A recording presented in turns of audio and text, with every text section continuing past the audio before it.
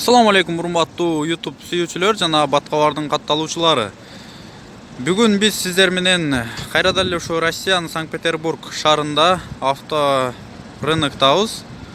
Келишүүбүздүн максат ушул аз да болсо спринтерлер бар экен, ошолорду сиздерге тартып жеткирүү максатында биз келдик. Биринчи эле тартып аткан машинабыз Mercedes Sprinter. Ак түстө. Абалы өтө жакшы экен. Сиздерге бир сыра сыртын тартып көргөзөйүн. Жана кийин баасын жана чыгарылган жылын тартып көрсөткөн аракет кылабыз. Чыгарылган жылы 2014-жыл. Баасы 899 000 рубль. Ушул номерлер аркылуу сиздер байланышсаңыздар болот. Салонунда кеткенге аракет кылабыз. Салону да жакшы экен, аябай таза.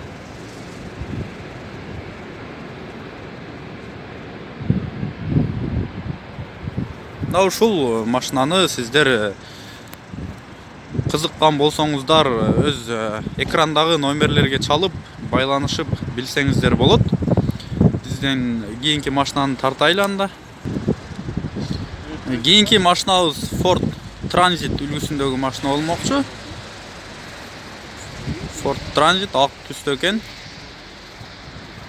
Ушундай абалы жакшы, бунун деле жакшы деп айтсак болот. Сиздерге чыгарылган жылын жана баасын айта кете турган болсок, Ford Transit чыгарылган жылы 2010, категория Б дейт. Дизель 2.2 объем.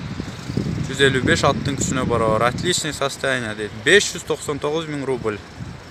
Эгер сиздерге ушул кызык болсо, ушул экрандагы номерлерге чалып, байланышып, өзүңүздөр сүйлөшүп көрсөңүздөр болот. Анда эмесе биз кийинки машинаны тартмакчыбыз. Бул биздин кийинки машинабыз кайрадан эле Nissan. Ушундай фургон, грузовой машинасы болмокчу. Сиздерге абалы өтө деле жакшы эмес. Бир аз начар. 2006 жылы чыгарылган, баасы 275 000 рубль.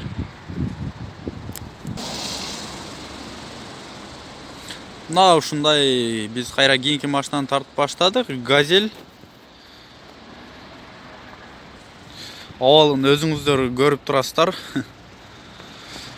Чыгарылган жылын жана баасын айтып коеюн, эгер керек болсо 2005 жылы чыгарылган, 95 000 рубль. Андан кийин эле ушунун жанында ак түстөгү Sprinter турат. Абалы өтө жакшы деп айтсак болот.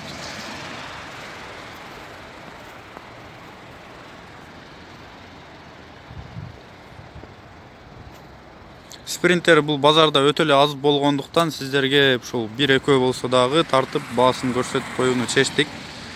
Mercedes-Benz Sprinter 311 2014 жылы чыгарылган.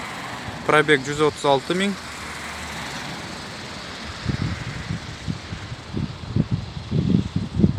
Баасы 890 000 рубль.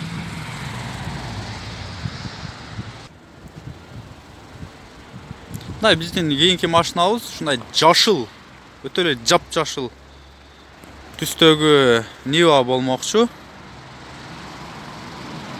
Жашыл түстө эле эмес, бул видеону дагы мен билбедим, түсүн билбедим. Ошондуктан эгер сиздер билсеңиздер, комментарийге жазып калтырыңыздар. Сиздерге бирок кара болуп көрүнүшү мүмкүн, кара эмес.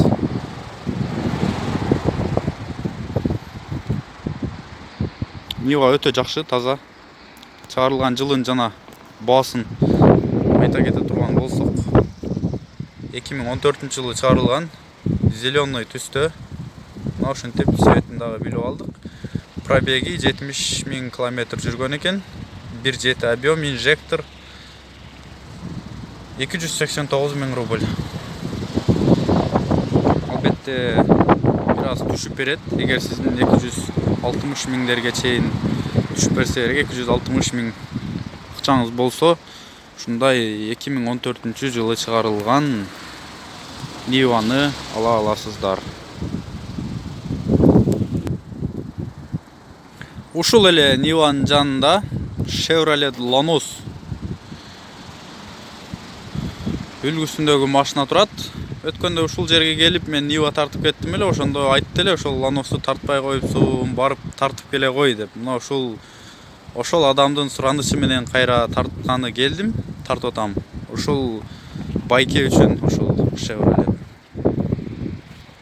Чыгарылган жылы 2007-жыл, цвет зеленый, пробеги 140 000, объем 1.5, баасы 128 000 рубль. 128 000ге сиз ушундай болгон Lanos үлгүсүндөгү машинаны ала аласыз. Биздин кийинки тарта турган машина Audi 80 кызыл түстө экен. Абалын өзүңүздөр көргөндөй эле өтө начар эмес, өтө жакшы эмес. Чыгарылган жылын жана баасын айта кете турган болсок, Audi 80 чыгарылган жылы 89-жылы чыгарылган, 1.8 объем, сигнализация бардыгы бар экен. 65 000 рубльга ушул Lanos'ту алсаңыздар, Audi'ни алсаңыздар болот сиздер. Биздин кийинки тарта турган машинабыз бул 21 ВАЗ-2106 үлгүсүндөгү машина болмокчу.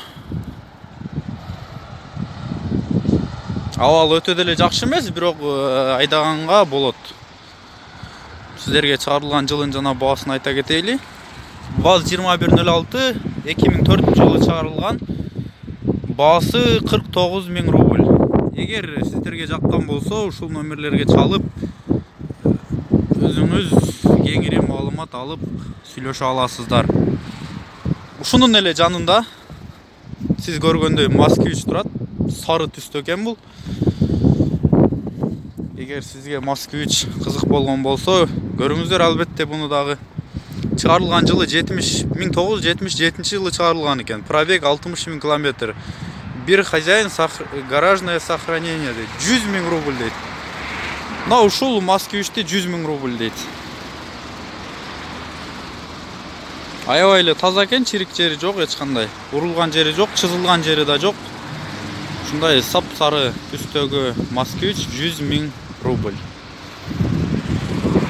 Мына ушуну менен достор, биз бүгүнкү чыгарылышыбызды аяктайбыз. Эгер видео жаккан болсо, лайк басканды унутпаңыздар жана комментарий жазып калтырыңыздар. Биз кийинки чыгарылышта дагы башка машиналарды сиздердин комментарияңызга карап, башка маркадагы машиналарды тартканга аракет кылабыз. Сак болуңуздар, аман болуңуздар достор.